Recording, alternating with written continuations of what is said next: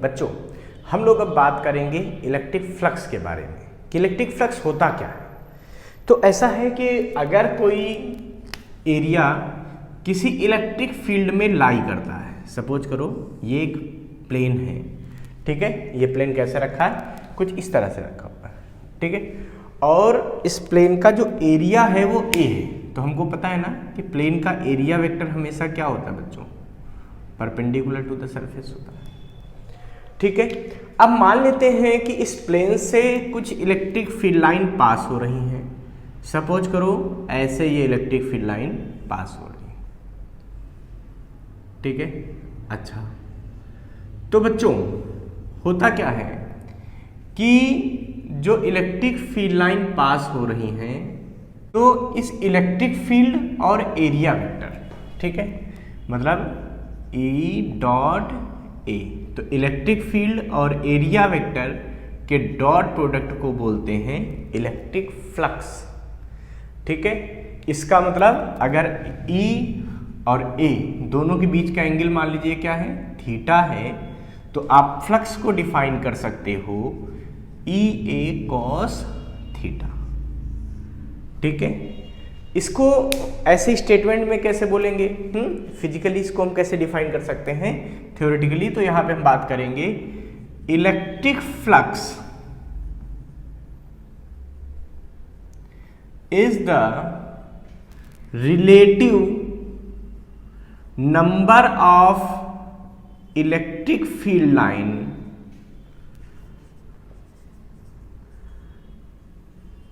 passing through any area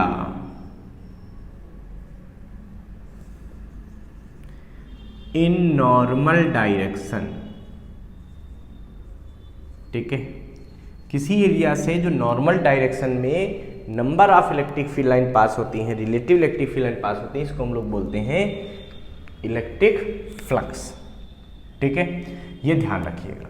तो phi बराबर हो गया ये कॉस थीटा, और फाई को बोलते हैं बच्चों इलेक्ट्रिक फ्लक्स।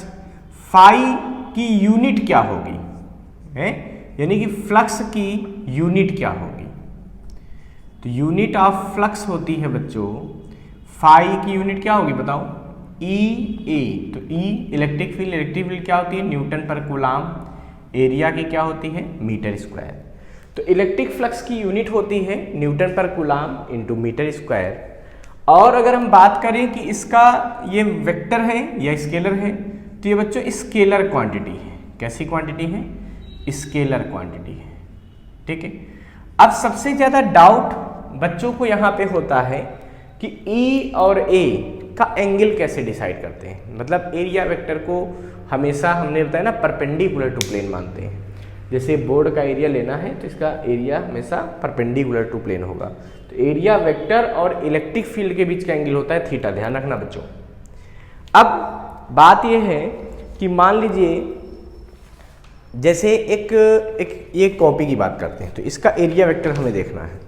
तो इस कॉपी का जो एरिया वेक्टर इस प्लेन का होगा, जैसे सपोज करो ऐसे हॉरिजॉन्टल है, तो इसका एरिया वेक्टर इधर होगा, नीचे भी हो सकता है, ठीक है। तो एरिया वेक्टर ऊपर भी हो सकता है और नीचे भी हो सकता है, समझ रहे हो। मतलब डॉट प्रोडक्ट लेते समय आपका ये एंगल थीटा भी आ सकता है और 180 माइनस थीटा भी आप लिख सकते हो। ये डिपेंड करता है आप ऑब्जर्व कैसे करते हो, तो दोनों ही चीज़ें सही होंगी, ठीक है। आप ऐसा कोई रूल नहीं बना कि एरिया वेक्टर हमेशा ऊपर मानिए या एरिया वेक्टर को नीचे मानिए। ध्यान रखना ई डॉट ए करना है, ई कॉस थीटा लिखना है, बट थीटा को आप चाहे इधर से कंसीडर करो, भाई मान लीजिए ये थीटा है ऐसे, ये एरिया वेक्टर है ऐसे, ठीक। इलेक्ट्रिक फील्ड ऐसे जा रही है, ठीक है, और इसका एरिया वेक्टर आप बना रहे हो ऐसे, तो इलेक्ट्रिक फील्ड और एरिया वेक्टर के बीच एंगल कितना है, थीटा, ये वाला। अब आपने एरिया वेक्टर नीचे कंसीडर कर लिया तो ये एंगल क्या बन जाएगा, 180 माइनस थीटा बन जाएगा। तो ऐसा कोई रूल नहीं है कि आपको ये थीटा एक्यूट एंगल ही लेना है, आप एरिया वेक्टर को नीचे भी कंसीडर करके कर सकते हो। बट हाँ, जो क्लोज सरफेस होते हैं, जो सरफेस चारों तरफ से बंद होते हैं, वहां पर एरिया वेक्टर हमेशा आउटवर्ड फ्रॉम द सरफेस लिया जाता है, सरफेस से बाहर की तरफ। फॉर एग्जाम्पल जैसे अगर मैं कहूँ ये इंक है, ठीक है, ये सपोज करो ये चारों तरफ बंद ही है, ठीक है। अब यहाँ का अगर एरिया वेक्टर चाहिए तो बाहर, यहाँ का बाहर, यहाँ का बाहर, यहाँ का बाहर, तो क्लोज सरफेस का एरिया वेक्टर हमेशा क्या होता है बच्चों, आउटवर्ड होता है, वो अंदर की तरफ नहीं लिया जाता, तो वहाँ पे तो फिक्स होता है। इसीलिए ध्यान रखेंगे कि अगर कोई भी एक क्लोज सरफेस है, ठीक है, फॉर क्लोज्ड सरफेस, जैसे कोई भी क्लोज सरफेस है, सपोज करो ऐसे बना दिया,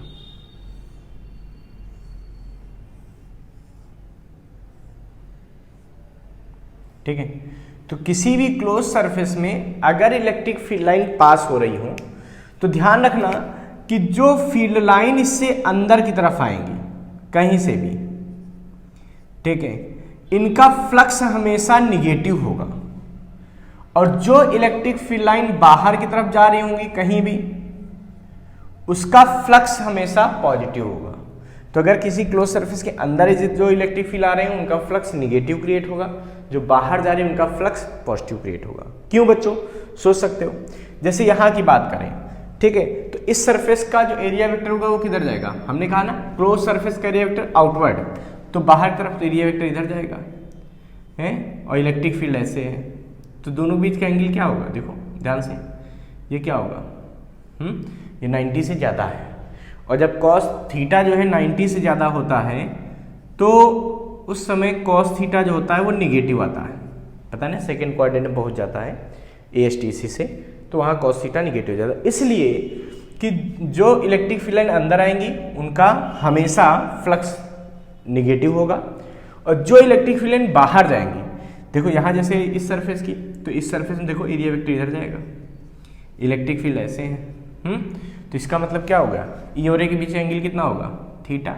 एक्यूट एंगल, एक्यूट एंगल होगा तो थीटा लेस देन 90 होगा, और जब थीटा लेस देन 90 होगा तो कॉस थीटा की वैल्यू क्या होगी, पॉजिटिव होगी, ठीक है।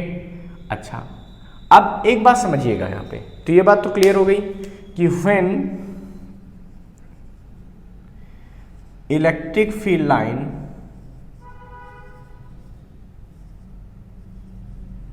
are coming in the closed surface, then electric flux is negative.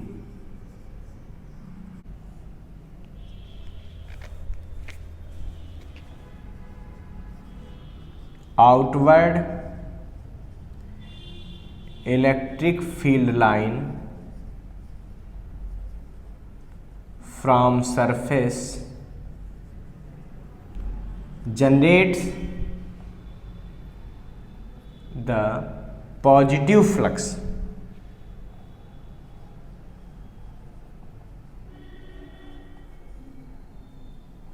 ठीक है। तो जो आउटवर्ड इलेक्ट्रिक फील्ड होंगी वो क्या करेंगी, पॉजिटिव फ्लक्स जनरेट करेंगी, और जो इनवर्ड आ रही होंगी इलेक्ट्रिक फील्ड वो हमेशा क्या करेंगी, वो निगेटिव फ्लक्स जनरेट करेंगे, ठीक है।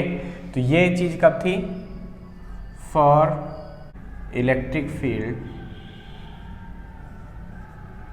इन क्लोज्ड सरफेस, ये कब का था, for electric field coming out from surface, ठीक है।